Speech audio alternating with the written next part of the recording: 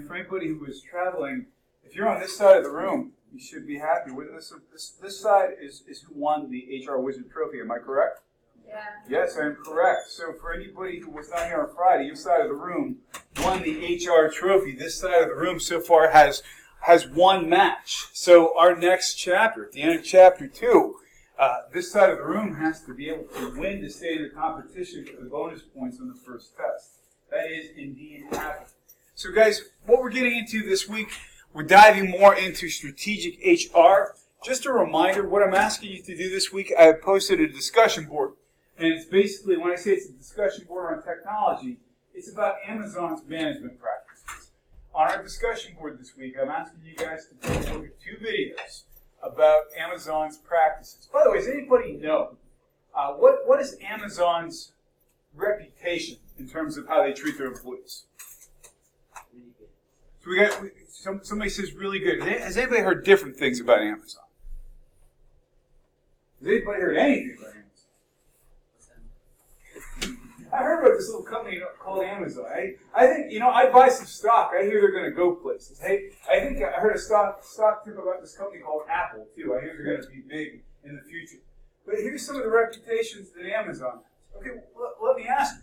In terms of Amazon itself, how big of a company are they? They're huge. What are their big industries? Besides fulfilling orders, what else do they do? Yes? Distribution. These guys are basically going to be a self-contained ecosystem. We're talking about a company that does sales and distribution, and basically they're going to be undercutting the people who actually power the company itself. Please put your phones away. We're going to be talking a lot about Amazon this semester because Amazon is a company that's changing the way we do business. Unfortunately, at times, it has been reputed to be at the expense of their employees' well-being. So Amazon, it is not uncommon for workers to pull 14 and 15-hour shifts. What can happen in the course of 14 or 15 hours at Amazon? A lot. One of my former MBA students said that at Amazon, because she worked at the distribution center in Pittsburgh, she actually managed it. And she said that it was a big inside joke. They would take a picture of you your first day at Amazon, and then they would take a picture of you 6 months later, and almost everybody who worked there would be thinner in the second picture because of how hard you work while you're there. Her average 13 to 15-hour workday, she'd be walking somewhere in the neighborhood of 10 to 12 miles, just walking through that warehouse on very hard floors, very hard surfaces. There have been rumors about women being in labor and being asked to be on conference calls while they were on their way to the hospital and asking if they really needed time off after they had a baby. So Amazon does not have a good reputation. If you ask Jeff Bezos, who's Jeff Bezos? CEO. If you ask him about work-life balance, if I ask you guys, what does work-life balance mean? It's a very popular term with people in your generation. It's compromise. Yeah. We want to have time where we can be ourselves with our families. Jeff Bezos has been quoted as saying he does not really believe in work-life balance because if you want to work for his company, you're going to work for his company. So what I'm asking you to do is to watch a couple of videos on Amazon's labor practices and to give me your opinions of them.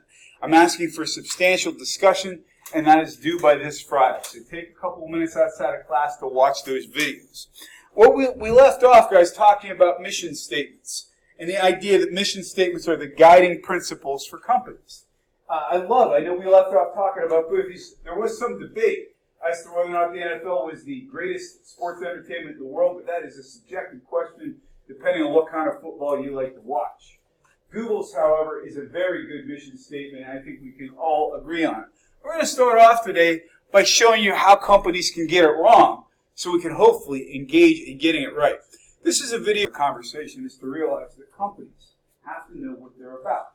If we want to successfully hire, if we want to recruit, if we want to develop, we have to understand our own companies. It's not enough if we're in an HR office to say, well, I'm responsible for hiring. I'm responsible for running benefits paperwork. If you don't know what your company is all about, you cannot make those processes work to the extent they need to work. So we start talking about strategy in general, guys. What we're really talking about is looking 3 to 5 years out. In fact, this is a statement from our textbook. These days, 3 to 5 years may even seem like an eternity because it's long-term planning at this point. We're looking at the things that affect our companies internally and externally. Let me use St. Francis University as an example. If I were doing strategic planning for this university, what are things outside the walls of this place I'd be looking at? What are things that would be concerning me in terms of the way college is changing? What's changing about the way we go to school? Yes? We have a lot of folks who are saying, why am I going to go to a brick and mortar university? Why don't I just do it online? That's a great observation. What are other things we'd be thinking about 3 to 5 years out? What are other things that would have you concerned? Yes? Oh boy, I would love if we had better AC all around. But yeah, student services in general. You got lots of competition out there who are offering better services in some areas than you are. What else would you be concerned about? Yes? Price. And by the way, guys, that's one of the next big bubbles we're going to see in the economy burst. The next 2 bubbles, you can see if I'm right or wrong on this. The automotive bubble and the student debt bubble are going to burst at some point too. When a bubble bursts in business or industry, what does that mean? Anybody know what it means when a bubble bursts? It means there's no longer enough money coming into the system to make it solve. What else would you be considering? Yes? Professor availability. Yeah, absolutely. And here's the reason behind that. A lot of people, particularly in technology and medical fields, could make a lot more money in practice than they can in the classroom. One of the biggest reasons we have trouble getting nursing educators. Nursing is one of the hottest career fields on the planet right now. And people can make, on average, a lot more money in practice than they can in the classroom. You know what the average age of a nursing educator is in the United States? About 56. What's that say about the future for nursing? It says we got to get some younger people who want to come in and teach, or we're going to run out of educators in that industry. Are we hiring fewer or more nurses these days? More, because we're relying more on them. So if we're looking at our strategy, we're looking at market trends. We're looking at things that are going to affect the people we're recruiting. We're looking at affecting how we're going to hire, who we're pulling into our institutions, who we're appealing to, and how. All this comes down to doing things like SWOT analysis. We're going to be doing one of those in class together to really analyze our own strengths and weaknesses. Out of all these things, you determine your objectives. This is where we want to be. These are the forces that are standing in the way of us getting there. And this is the strategy we're going to come up with. These are the objectives we're going to reach. If we're talking about more students, for example, going online, we've got to be more active online. We've got to step it up in terms of the facilities that we offer people. We have to make strategies that are going to make those objectives reality. And that all plays into HR as well. The management, the people in these companies are the people who ultimately have to make this stuff happen. And that all does come down to knowing who you are. When we're talking about strategic HR management, we're not talking just about the idea of doing those day-to-day operations. We're talking about how we remain competitive. Let me use this as an example, because the point was made. Maybe we need to hire different professors, or for that matter, coaches or administrators. If we want to get better people or people in high-demand types of fields, what do we have to be able to do? You want to recruit those folks, yeah. Benefits and payment. Pay and benefits, for sure. What else? Are there other things that could appeal to those folks? Particularly the folks who are working in areas where maybe they're not making as much money as they could. It could be a matter of quality of life, so you're marketing yourself better. The bottom line is you're still coming up with ways to deploy that strategy, to pull in the people you need to make your company run the way you want it to run. So in terms of that, how do we support organizational strategy? We being HR. Obviously, you want to hire good people. For certain, you want to hire good people. There's lots of ways to screen. There's lots of ways to recruit. We're going to be talking about those processes in a later chapter. But here's one, too. By show of hands, who here has ever been in a classroom where you can tell the instructor was really intelligent but didn't know how to teach? You ever been in that classroom?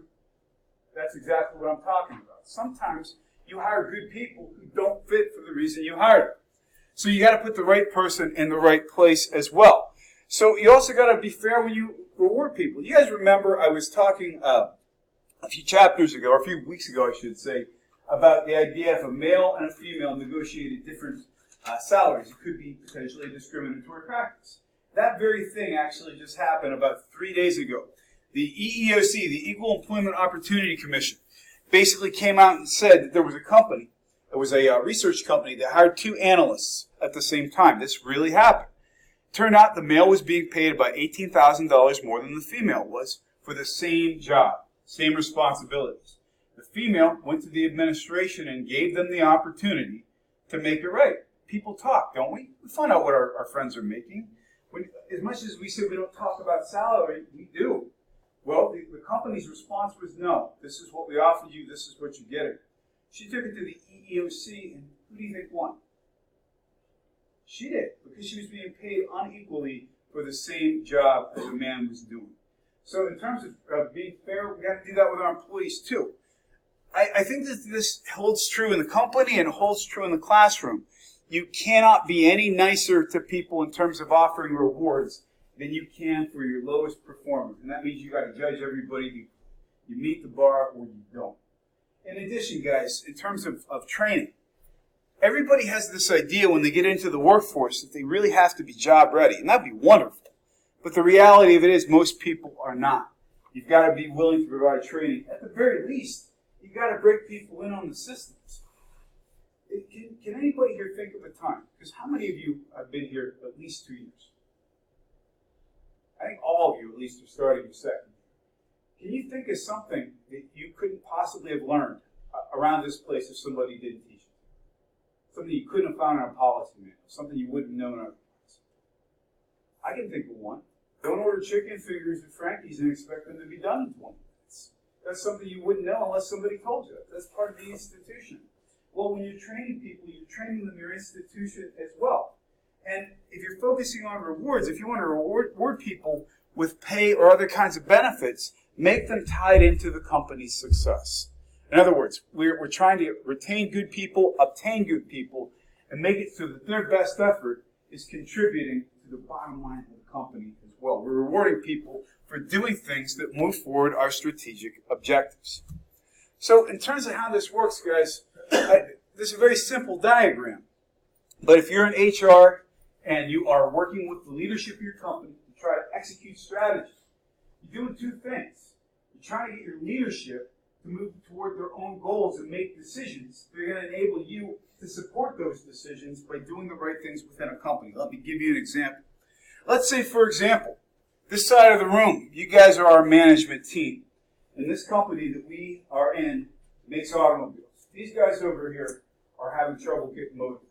So tell me, guys, if we are trying to forward the strategic goal of having a more productive company, what are some initiatives that you as management might want to have happen to motivate these guys? Raising pay. Raising pay, absolutely. That might be something we'd be interested in doing. Does that come at a cost?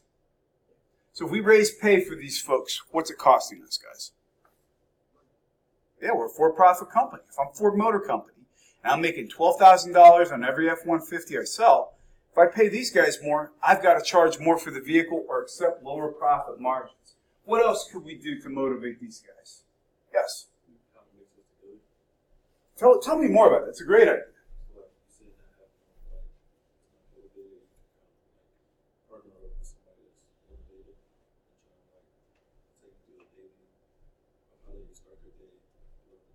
So we're talking about kind of mixing people up a little bit. Mentorship, for example. That's a great idea.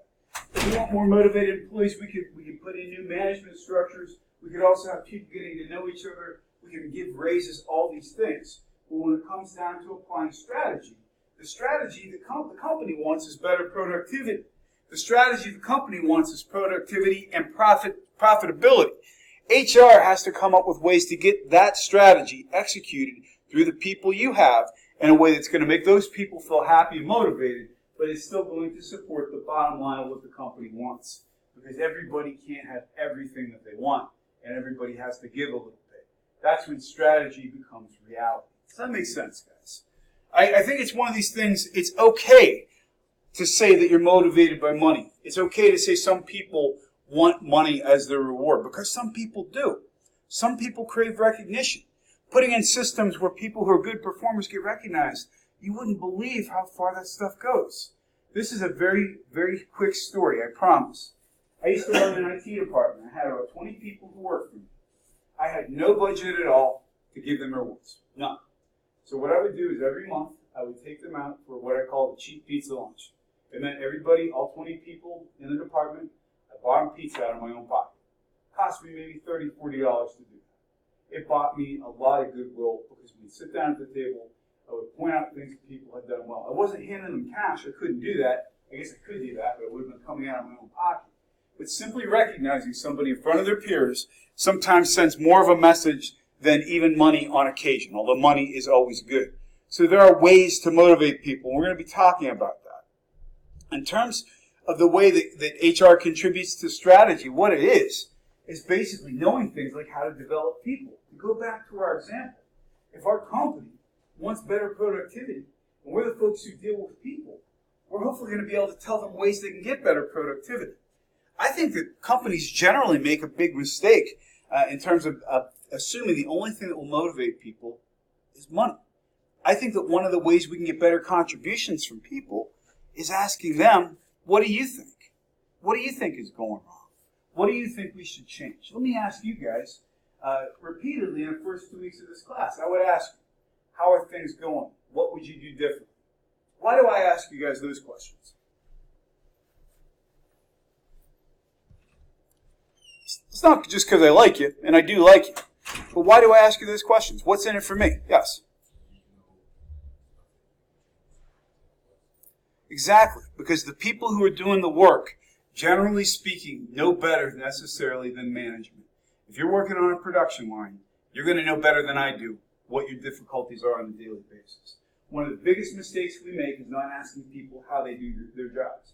And one of the biggest mistakes companies make is not putting HR, having a seat at the table when we're talking strategy. So these folks, for example, if you're working in HR, you know how your company works. You know the folks who are beating a path to your door and the kind of things they're talking about. If you're HR, you also should be positioning yourself to help your companies build their way into the future. And what I mean by that is that you're predicting labor trends. You're predicting where you're going to be pulling your next folks from. And as good as we are with people, it's got to be about what's good for the company too, because if there's no company, nobody has a job. In terms of how we measure success, well, there's lots of different ways to measure success. If I'm a Ford Motor Company, yeah, I measure how much profit I'm making by an F-150 every time I sell one.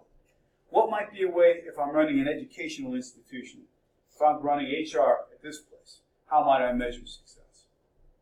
What are ways I can see that we're doing a good job? Any thoughts? It's Monday. I know everybody's got a case of the Mondays here today. Yes? You can track individual people's progress, match it up, and then you can also do it as a whole, like if you're meeting the objectives of the company. Absolutely. We certainly could. And if our objectives are, if we're St. Francis University, our objectives, a lot of them are you guys, in terms of what dictates success. What might be an indicator that the company is functioning well based on you guys? Yes? Graduation rates, retention rates, satisfaction surveys, idea surveys. All these things tell me if I am ultimately satisfying the right customer through people. If I want to know if I'm a popular employer, I could look at retention rates. How many of my employees stick around versus how many turn over? How quickly do they turn over? By the way, does anybody know what is the most frequent time for employees to leave companies? Is it right when they start or after they've been there for 20 years? When are you most likely to leave your company? Within the first 6 months. Why is that? They do. We get set in our ways. But is there another reason why you'd leave it within 6 months? What do you think?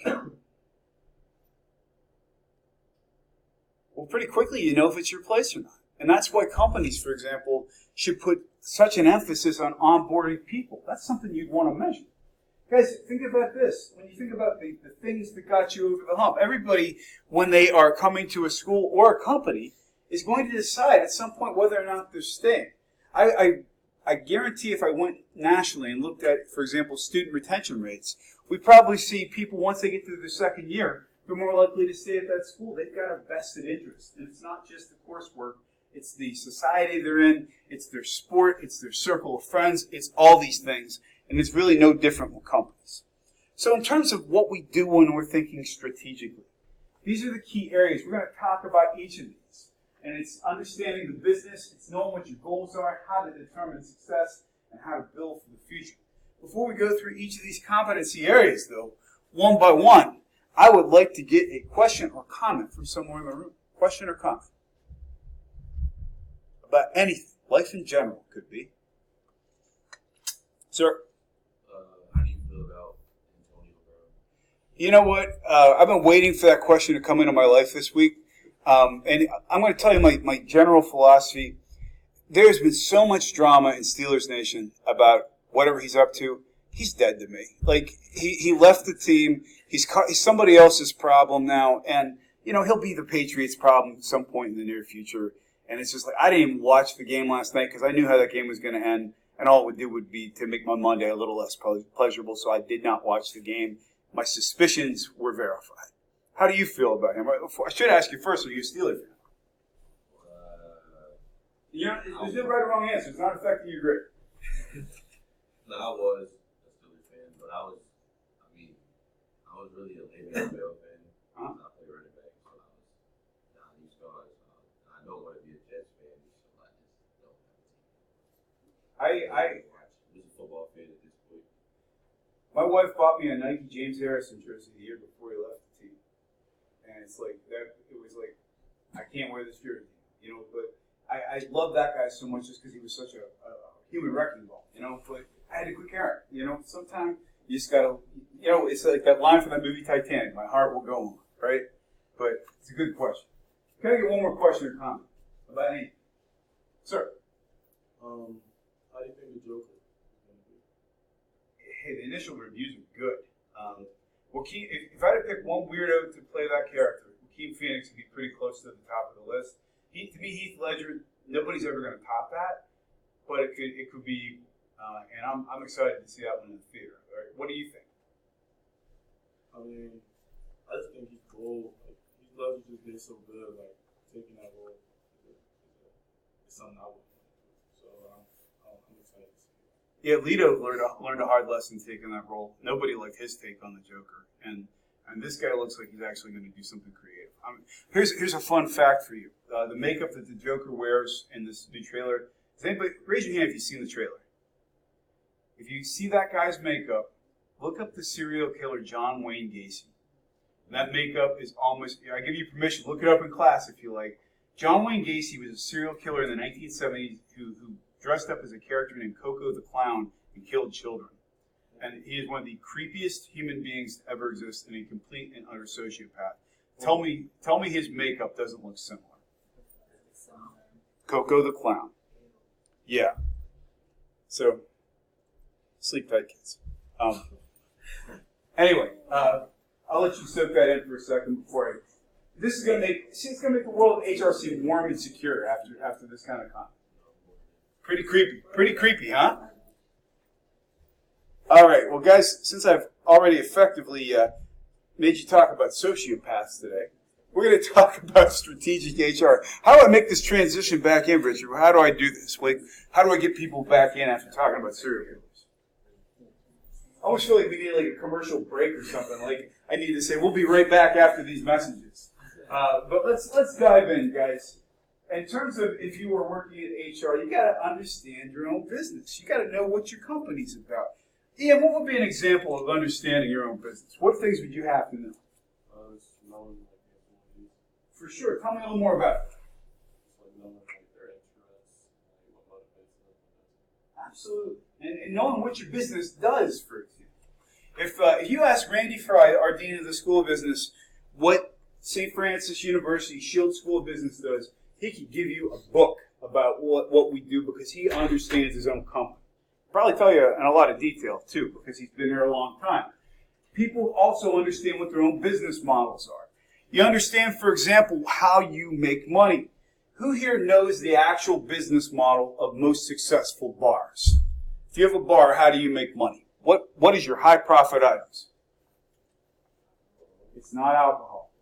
Alcohol is not a high ticket, high markup item. It's marked up for certain, but it's not how you're making your money if you're most bars. How are you making your money? Food sales. If you want to know, for example, the chains that make it and the chains that don't, the dive bar on the corner, yeah, they sell cheap rot get at a small price. They're not making the profit margins of bars that prioritize food. If you are Sheetz Corporation or you're Turkey Hill or if you're Wawa, what is your lowest profit item that you sell constantly? Gas. Do they make next to no money on the petroleum they sell? Sheet's business model is not about selling gas. So why do they sell so much gas? It gets people to come in. Damn right. You get people to come into your store. If you want to know why Sheetz are putting Tesla chargers out in front of their stores, because then they got you for a half hour. What are you going to do for a half hour? You're going to come in, use the Wi-Fi, have coffee and a donut, or have lunch while your car charges. They understand their own business models. They understand how they make money. Here's a little factoid for you. By the way, who here took the Sheetz tour last year? Okay, if you took the tour, you're not allowed to answer this question. Out of every dollar that Sheetz pulls in revenue, how much is profit? Out of every dollar they pull in. Take a guess. Yes. 3 cents. It's lower. One more guess. They're literally making 1 cent on the dollar. Because that's how much they're reinvesting in the people. That's how much they're reinvesting in the facilities. That is how much volume they have to do to make money. If you're doing that, that means, if Pennsylvania all of a sudden said, we've got to have a $15 minimum wage, is that going to affect the way Sheetz does business? Heck yes, it is. And if you want to talk about automation, that'll spur it on. But the bottom line is, if you talk to anybody in the Sheetz family, they can tell you what I just told you because they understand their own business. You also have to understand what your goals are. If we're St. Francis University, our goal is not necessarily high volume. We are a small school. When we have graduating classes of 4 to 450, that's wonderful for us. Those are great numbers for us. That is not going to be financial solvency for a larger school with maybe a state affiliation. If you are McDonald's, you're selling your hamburgers at a different cost point than TGI Fridays, which means you pay your people differently. So you have to understand what your business goals are. Is it volume? Is it quality? If you're BMW and you can sell cars no matter what, you don't care about volume. Not as much anyway. If you're Ford Motor Company, if you're Chevrolet, if you're one of the big 3 in the United States, you care about volume. So you have to know how your business goals affect your hiring and development. What determines success? Guys, if we're McDonald's, there's science. Does anybody ever notice that there's a quantification on McDonald's signs? Do you notice what it says about their hamburgers? What does it say? You may have never even noticed. Billions and billions sold. McDonald's doesn't care if you can read through their hamburgers because they're that thin. They're dealing on volume. And by the way, ask yourself that question. And I'll admit this, by the way, who here occasionally gets a McDonald's crazy? I do. I occasionally gotta have a quarter pounder, even though I know better in terms of what's in those things. And you do have to question if you're getting a hamburger for $1.25, what you're really eating. That being said, it's all about volume for this company, and they know that they've got to do volume sales. BMW, not so much. In fact, BMW probably doesn't want to sell as many cars as they can, just like Nike doesn't want to sell as many pairs of Air Jordans as they could.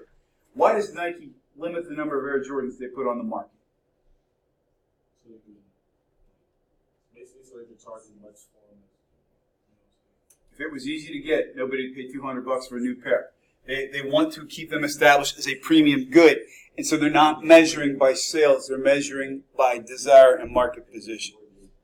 And then if you look also preparing for the future, we're looking at what we need to do to be able to have a good plan for the future. One of the biggest things that we repeatedly fail at in corporate America is having a succession plan. It means if you lost your leadership, who would take over?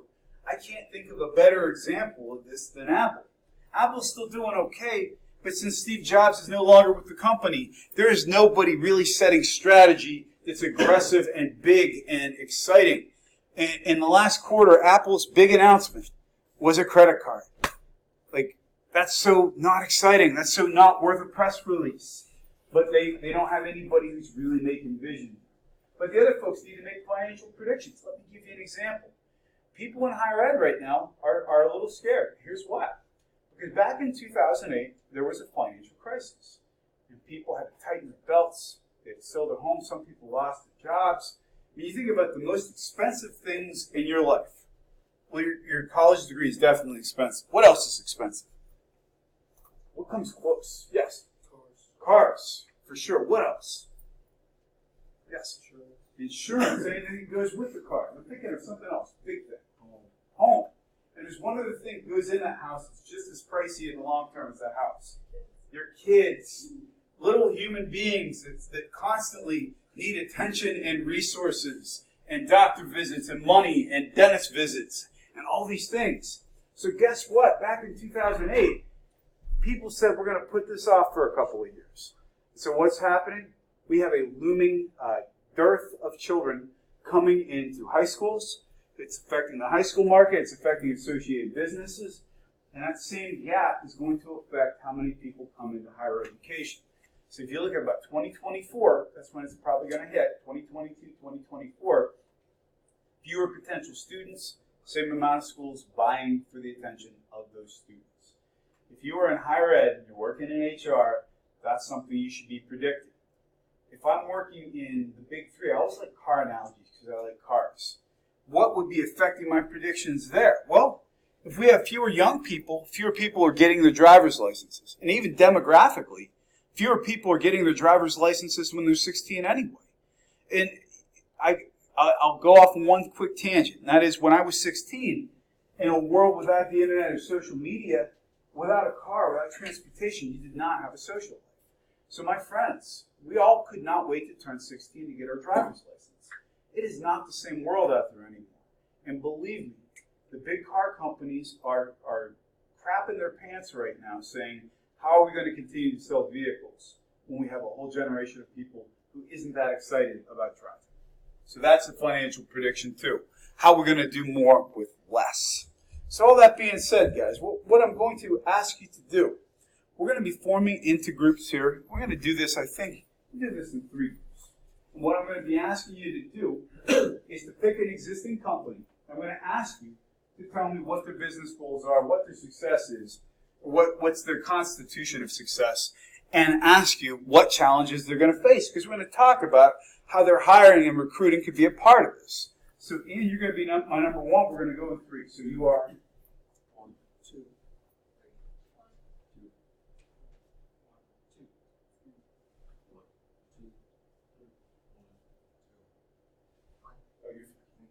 1, 2, 3. All right. I would like the 1s to gather up here, the 2s to gather over in that corner, 3 somewhere in the back. And what we're going to be doing, I'm going to be asking you guys to pick a company. So gather into your groups. I'll give you some direction.